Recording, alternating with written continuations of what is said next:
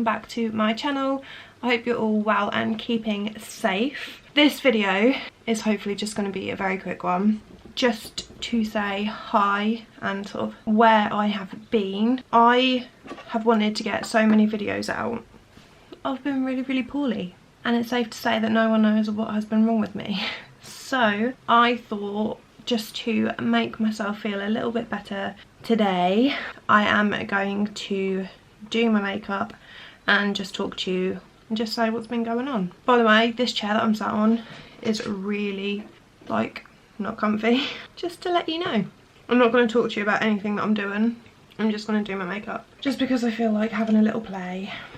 Everyone knows what is going on in the world. It's been scary. We all just, you know, none of us have been through it before, so we are all just plodding along. It is safe to say that when this stuff, I say started happening, it wasn't really when it started happening, but when like it started to sort of get more in the news and stuff, and we were all still at work, there's no way that any of us thought that it would probably get to this point. By the way, I have no idea what I'm doing on my eyes. I think I'm just going to do it, I don't know, something. But yeah, I just really think none of us really knew what exactly was happening, or to the extent that it would happen. I developed a tickle in my throat, I would probably say middle of February. It didn't, you know, seem like anything serious. It was literally just like a tickle. It was alright, it's fine. Then over the space of like a week, it got to the point where the tickle then turned into like a little sort of thing. Still felt fine. It was nothing too, you know, crazy.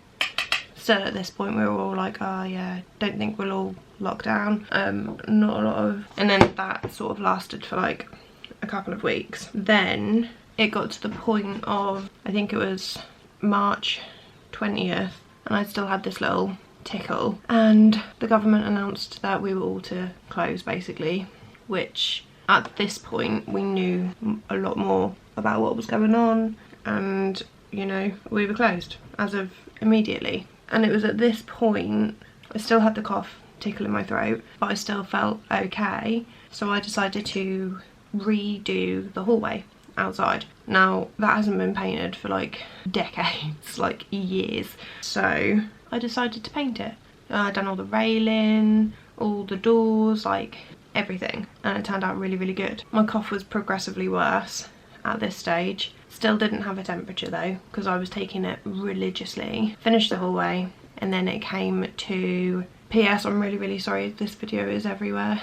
I'm not used to doing this sort of like story time, especially while doing my makeup. Turns out I can't multitask. So yeah, I'd got like progressively worse, but I didn't allow myself to stop, and I think a part of it is good that I didn't do that, but then a part of it is worse because I think I made myself worse. So I then decided to redecorate my room. Don't get me wrong, I'm very glad that I redecorated my room but I think I started it on one day, on the first day, and because my bed had to be moved, and that night was probably one of the worst nights that I had. Every time I even attempted to try and lay down, I would cough my guts up. I would not be able to stop coughing. I was hot, but I didn't have a temperature. My temperature was actually 35 point something, so it was really low. Well, not really low, but it was low. And yeah, I could not sleep. I think I probably got like about an hour's sleep that night, and no matter what I done, you know, night nurse, cough medicine, trying to sleep sitting upright, all of that sort of stuff just was not working.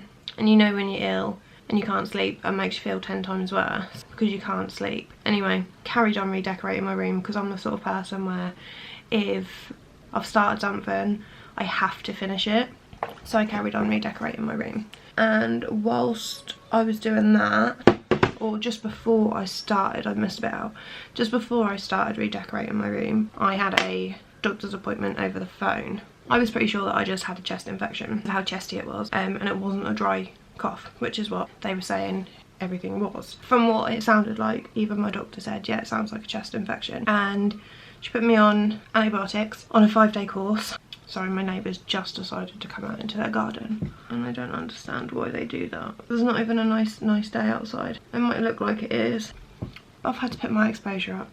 Yeah, anyway, she put me on a 5-day course and was like, if it doesn't go by the end of that, then you need to ring us back. So halfway through me redecorating my room, I was no better. In fact, I was actually worse. So I rang the doctor surgery back, and it wasn't my doctor that rang me back this time. It was someone who I'd never met or spoken to before, and she was disgusting and rude. She literally, not even an exaggeration, was just like, okay, so what do you want us to do then?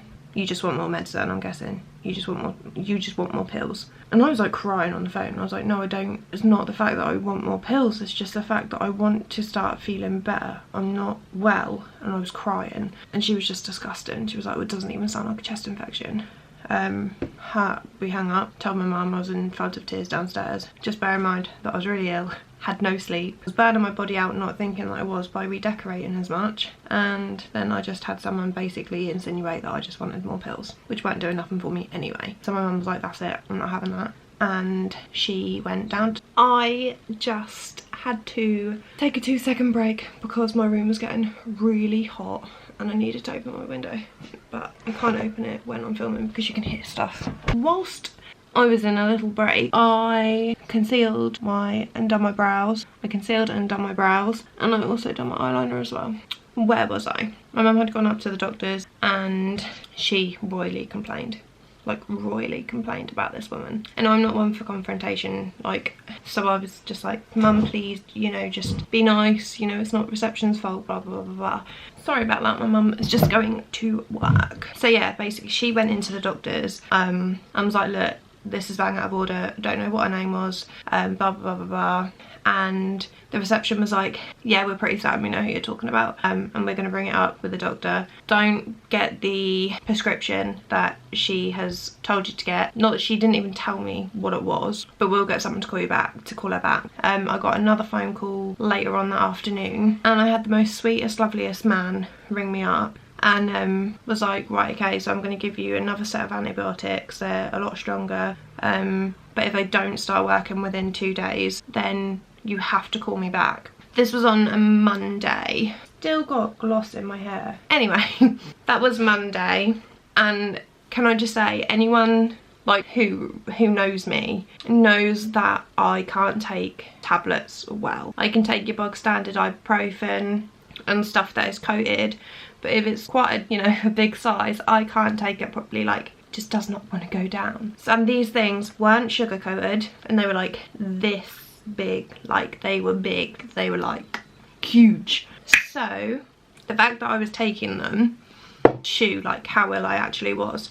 And it got to Wednesday morning and I actually felt okay. Like, obviously I didn't feel great, but I felt better than what I had done. So I didn't bother ringing this doctor back up because I actually felt like I was doing okay, and that was like, it was a good day. So I had, you know, I took the dogs out for a walk, took them out obviously in a time that like no one else was about, and even if there was anyone out, which I wasn't, kept my distance and all of that fun stuff. And I woke up Thursday morning I think, and I was bad. Like, any glimpse of hope that I had on that Wednesday completely left, and I was really bad again, to the point my mum rang up the doctors, got a call back from the same doctor, and he was just like, oh, I thought you might have felt better because you didn't ring back yesterday. And I was like, well, I actually did feel better. You can still sort of like hear it in my throat a little bit. He was like, oh, I was like, I did feel better, but it's just completely gone again. My temperature was still fine throughout all of this, apart from when it got quite low for like a day or two. And he was like, right, okay, I need to send you, my battery's gonna die. Just had to change the battery. Also, I'm going to try and speed this up a little bit because I said I wanted this to be quite a quick video.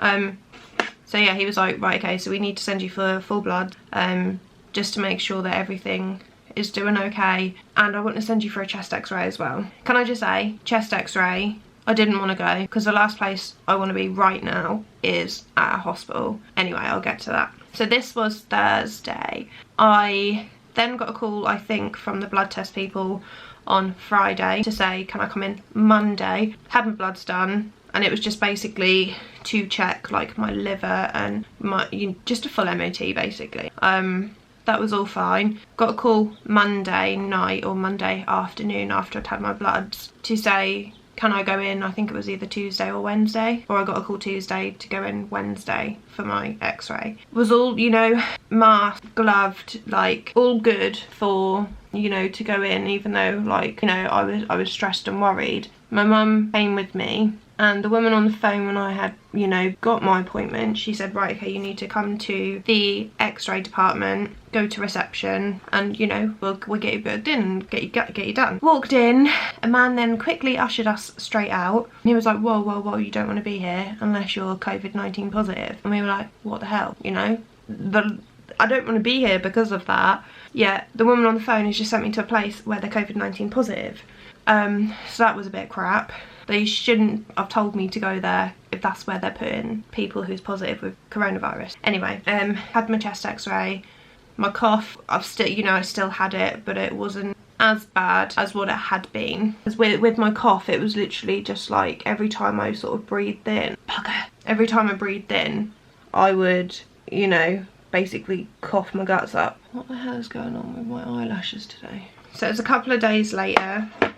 I'll say not a couple of days later, and this was bank holiday Monday. I had then got a call on the Tuesday. So all my bloods came back fine, my chest x-ray came back fine, and that was it basically. I still feel exhausted, like physically like exhausted. I feel like I just can't get my energy back. It's getting to the point where, I can't sleep at night, and then I'm sleeping in during the day because I can't physically sleep because I have no energy. Like I have no energy, but then I have energy, if that makes any sort of sense. I have been like okay and a lot better than what I was. I've had one instance where I either breathed in funny or I drank something and it went down the wrong hole, and I had a really bad coughing fit to the point where from like right here to here the next day I had pulled that, and I couldn't do anything. I was in agony, like agony. And it was that day where I'd bent over to pick something up off the floor and my mum was still asleep, and I almost collapsed because I just don't know. Obviously, you know, they didn't test me for coronavirus, and now, you know, they're talking about how quite a few people can be asymptomatic and not have any, what's it called, symptoms, and how some people can have different symptoms to what other people can. And my mum is pretty sure that I had it.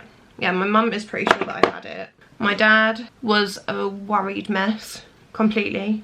I was worried because I also, can I just butt in of myself, just say, I don't know why I've decided to do my eyes first, because I don't normally, but we're going with it. But yeah, like my dad was a worried mess because my mum and dad are both key workers, so they don't work in hospitals. My dad's, he's a delivery driver, and my mum does cleaning and care, basically, sort of. I can't think of the word, it's gonna really bug me. And my mum, she works at a contact centre, so they are still like having to work.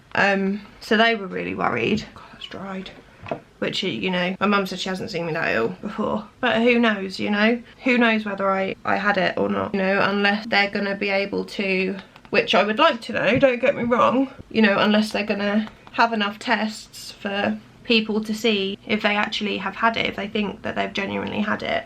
Because my symptoms could have just been, you know, different to what the, you know, most standard or the most popular symptoms were. But I guess I just won't know. I won't know if I had it, which is annoying. I still feel like I'm getting over something, something that I don't know what it was. I'm not still like coughing and ill. I am also, I know this lighting is really bad and I'm so sorry. I'm just tired now. Like, I feel like I've been through a battle with my body and it's still recovering. That's what I feel like. When I like stopped for, how long did I stop for? Like 24 hours, like literally like one day. That is when I got progressively worse, and I think it's like I got as bad as what I did when I did, because I actually let myself stop and I let myself feel how bad I was actually feeling. I massively sympathise with everyone that has gone through it, Whether I have or not, I don't know, but I massively sympathise with everyone that has gone through it and everyone that's been affected by this in some way or another. Anyway, I actually feel human, which is a first in a very, very, very long time. I hope that you enjoyed this little chit chat with me. Please look after yourself, like just all round, because even if you don't think you have COVID-19, even if you are genuinely ill, which I was, I didn't want to get any help for a while because I didn't want to waste anyone's time. And that is not the right attitude to have. There's still people out there that want to look after you. So look after yourself, stay at home, and just protect everyone around you, because the last thing you want is for something or someone to affect your life, and losing someone to this must be absolutely heartbreaking and devastating. So keep yourselves busy. Now that I'm starting to feel energized, I suppose, not really, but sort of, I'm going to be trying to spend the next however long doing some YouTube videos as best as I can at home. And yeah, just to keep myself busy, and if anyone does watch it, to keep you busy for a little while. But yeah, that is where I have been, what I've been up to, which literally is nothing apart from redecorating and trying to catch up on my sleep. So I hope you enjoyed this video. I hope you're keeping safe, and I will talk to you in the next one. Bye guys. So just forgot to add, if by any chance you are interested in anything that I've used today, I will leave everything in the description box.